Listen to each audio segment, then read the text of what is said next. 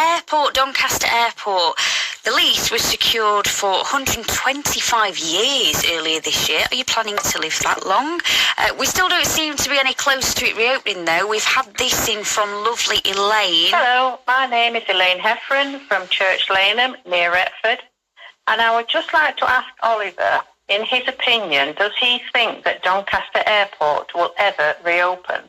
And what is the situation at the moment regarding the airport? Thank you. Thank you, Elaine. Realistically, obviously, we know that you think it's going to reopen. Do you have some kind of a time frame for us now that the lease has been signed? There must be some conversations going on about that. Yeah, there are. So Doncaster Council, who are leading on the negotiations for the private sector contractor to come in and run the airport. I've always said that the private sector should be running that airport. They're the best people to do that.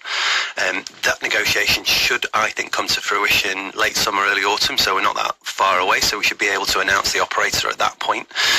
There's always kind of I's to be dotted, T's to be crossed, so I don't want to kind of get people overly excited. It might go a bit longer than that, but that's essentially the plan. Then when they've agreed the operator will then do the work to get the airport back up and running, and there are a few things that they'll need to do there, not least get the airlines interested and make sure that we've got routes that are going to places that people want, and are working with people to make sure that that's happening as soon as possible. We think that 2026 is the most likely date for reopening. That's the most likely. There are loads of things that can happen in that time frame though, so don't hold me to that, but that's absolutely the plan that we're trying to work towards. What are you going to do if you can't get the airlines interested, if it wasn't that successful before?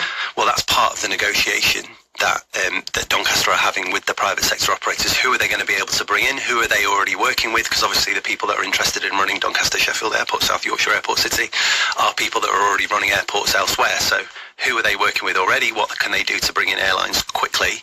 We know that the last operator, Peel, didn't always work in the best interests of Doncaster, Sheffield Airport or South Yorkshire, because sometimes, Ben Houchin told me this actually, the mayor of Tees Valley up there, what was happening, he told me, was that airlines were coming to his airport, Tees Valley, and trying to kind of put in flights, and they were being sent over to Liverpool instead.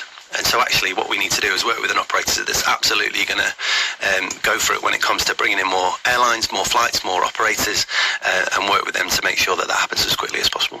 Well, a man that's in that area right now, who is a new MP, is the Doncaster Eastern Isle of Axholme MP Lee Pitcher. He spoke to us a few weeks ago at the airport. How will a change of MP make a difference? Well, look, people know that previously we had Nick Fletcher in the region, who was a Tory MP, and we had a Tory government, and quite honestly, didn't do very much. You didn't get on, did you, at all? Well, look, I tried to get on with him. I gave him my personal number. I told him he could call me whenever he wanted. I tried to work with him. I invited him to all our meetings and made sure that he was involved in every step of the way as much as we could.